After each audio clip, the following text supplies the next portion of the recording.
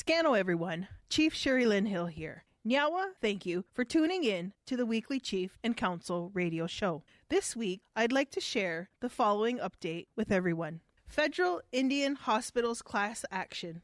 From 1936 to 1981, the federal government operated federal Indian hospitals, such as the Lady Willingdon Hospital, which was located here in the village of Ashwegan. In a class action case, Anne Cecile Hardy versus the Attorney General of Canada, individuals sought compensation for abuses they experienced while admitted to federal Indian hospitals. The court has approved a settlement agreement to address these claims. Under the settlement, direct compensation for eligible class members ranges from $10,000 to $200,000 for psychological, verbal, physical, and or sexual abuse.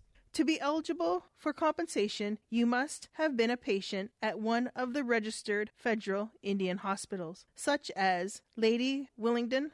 The claims period for compensation starts today until July 2028. More information can be found at ihsettlement.ca, or also you can call Lori Martin at 519-445-2201. On January 14th, I met with June Davies, Six Nations of the Grand Rivers Staples account manager, to explore ways that Staples can utilize to give back to Six Nations. Staples expressed an interest in showing gratitude to Six Nations, the Grand River, for their continued business and committed to take the ideas discussed back to management for a review and approval. Rural Ontario Municipal Association 2026. I, along with Councillor Cynthia Jameson and Councillor Greg Fraser, attended the 2026 Rural Ontario Municipal Association Conference from January 18th to the 20th. Our primary purpose was to advocate for resources and supports for Six Nations. We were well received by all ministries, but there was an underlining theme throughout our meetings: the role of the federal government. Some ministries asked or said, "What are the feds doing? How much have you received from the feds? We want to help, but the feds must be at the table." Now I want to share a little bit about our meetings. In a short meeting with the Minister of Emergency Preparedness and Response, Jill Dunlop, I communicated the need for a First Nation evacuation response plan and process. Our delegation was able to share some of the challenges of the Manitoba wildfire evacuees and our experience in supporting them. Minister Dunlop agreed to a follow-up meeting and asked that we think of potential solutions for a First Nation evacuation response plan. Our delegation outlined to the parliamentary assistant of the Minister of Children, Community and Social Services the operational and infrastructure requirements needed to deliver the Ontario Disability Support Program at Six Nations. Both parties agreed to continue the discussions with the appropriate regional contacts and deputy ministers. Our delegation joined the City of Brantford and met with Minister Kusindova Bashta of Long-Term Care. We provided an update on our collaborative work to relocate our seniors from Delhi to Brantford. We shared the need to spend money on leasehold improvements. The minister indicated they could help with these costs, and she also shared news about hiring incentives to attract nurses and personal support workers to the long-term care field. Our delegation highlighted for the Acting Minister of Infrastructure, Todd McCarthy, the nearly $2 billion infrastructure gap at Six Nations. We secured a commitment to discuss approaches to funding models that better reflect the needs of Six Nations.